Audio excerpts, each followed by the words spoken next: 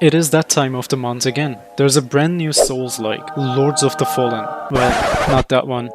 Not that one ever again. Sorry about that. Lords of the Fallen is a direct sequel to the first game with the exact same name from 2014. Even though the story is somehow related, thankfully you don't need to play the first one to catch up with this. You can just jump directly into the new game without missing out anything. Franchise had a hard reset and the game takes place 1000 years after the first one. It actually took a millennia to cover the filth of the first one. That is one big pile of shit. I feel like I'm being too mean to the 2014 game. Am I being too mean? Well, anyways, let me at least say something nice about the old game to make it up. It had its moments. I was really happy when it finally ended and I could finally uninstall it. It's over now. Alright, what is Lords of the Fallen? Well, it is another Souls-like. It is a dark fantasy action role-playing game. Well, that's actually awful a lot of words for a knockoff. To anyone enjoying Souls games, you will feel yourself home with this one. Lords of the Fallen is by no means a perfect game. It has so many flaws, but it still brings a quality worth checking out. I will briefly mention flaws every now and then, but none of them is too big to ruin the experience. Story is quite simple in this game. Setting is just what you would expect from a Souls-like. Demons are mad as always, so they will invade the world again, and humankind went crazy for some reason, so they also hate you. Long story short, world is in chaos again, and everybody wants to kill you. Also, you are the only guy that can and will fix everything. Okay, enough jokes, let's get real.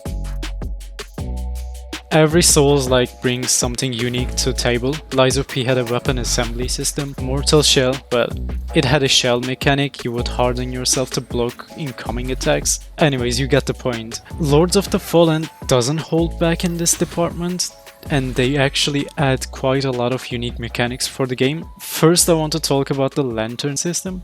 Umbral Lantern, to be precise. Lords of the Fallen takes place in two different worlds at the same time. Axiom, the land of the living, aka the normie land, and the Umbral, the land of the dead. This is where Redditors go after they die.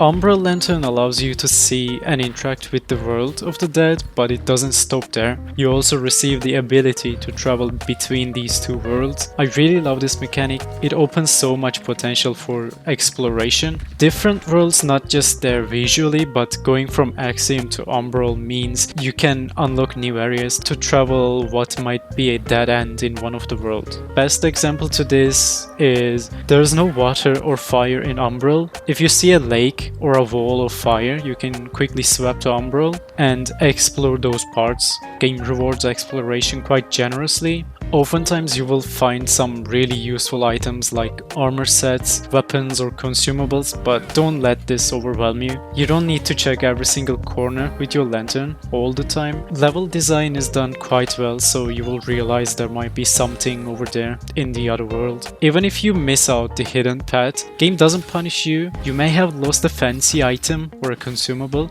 but trust me, you will survive. Umbral Lantern is not only limited to exploration though, it plays an active role in combat. Soul flying is one of the key mechanics of the combat side of Umbral Lantern. It allows you to extract the souls of your enemy and stun them for a good while. When their soul is exposed, you can damage their souls, and at the end of this effect, you can deal a massive blow to your enemy's health bar. There are also enemies that can only be damaged after you expose and destroy their Umbral protection with your lantern. And the last mechanic I want to mention about Umbral Lantern is Vestige Seedlings. I'm not the biggest fan of this mechanic, to be honest. The idea is cool, but execution is not done so well. Vestige Seedlings allow you to create your own bonfire in certain marked places. From Software also had a similar idea when they were developing Dark Souls 3, but they essentially dropped this idea and went with the fixed bonfire locations. In Lords of the Fallen, this mechanic works well, but the location for your personal bonfire is not done as well as it should be, in my opinion. You don't need to grow a bonfire in every marked place, and also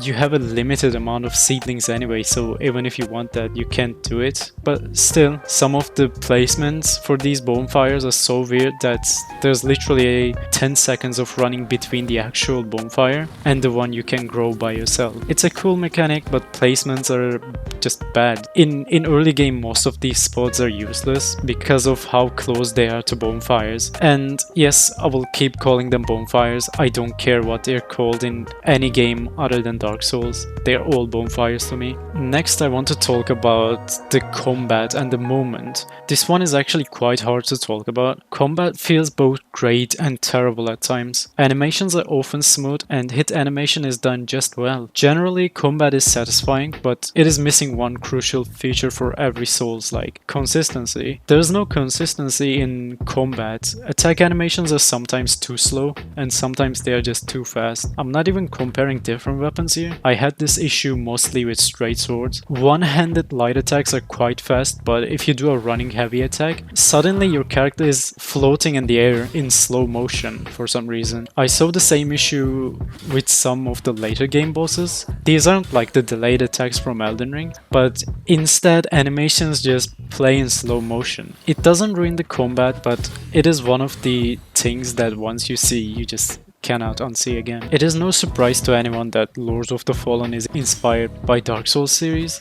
There are also some touches from other Souls games such as Bloodborne and Sekiro. Parry system in Lords of the Fallen is quite similar to Sekiro's deflect system, but the closest comparison would be the perfect guard and block from Lies of P. Just like in Lies of P, if you block at the correct time, you parry the attack entirely, but if you miss the timing, you lose a portion of your health, which you can gain back by quickly damaging the enemy. It is a fun mechanic, but it is nowhere near as satisfying as it is in Lies of P. When you parry enemies, there's a small visual effect and a really unfitting smooth sound. Parrying attacks never feel they carry the weight of the mechanic. On top of that, critical attacks are not that powerful and the stagger duration is really limited. I don't know why it is so underwhelming, but you should be able to do more damage when you stagger an enemy. Movement is another part that bothered me during my first couple hours in this game. Your character runs fast, I mean really fast. The footage I'm playing right now is not sped up by any means. This is how fast you run in this game.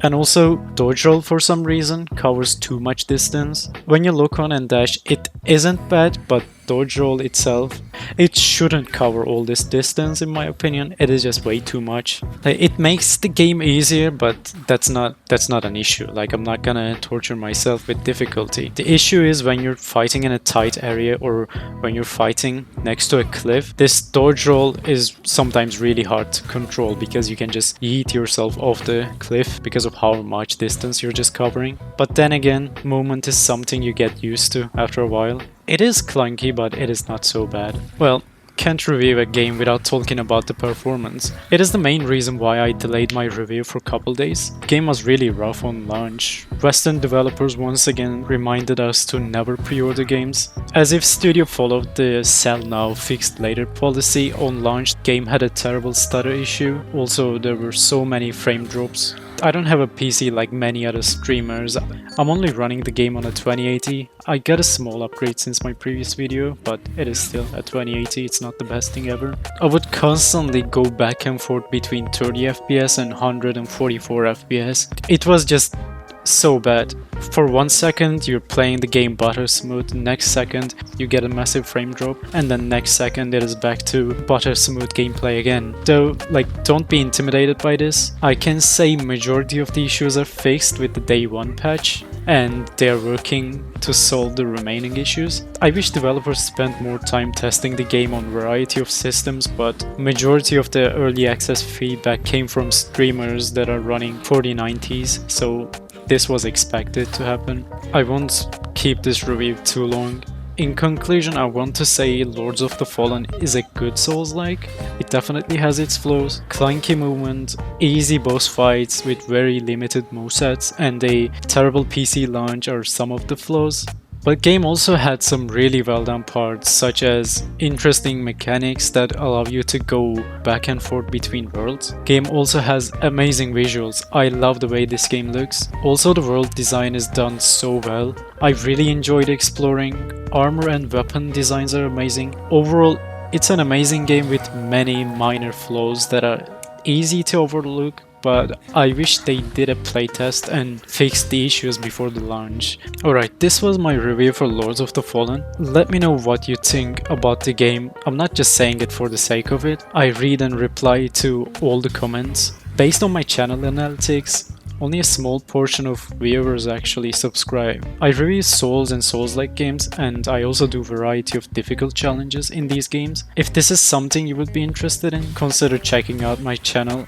I also host some major giveaways, so if you don't want to miss out on those too, just consider checking my channel, you won't be disappointed.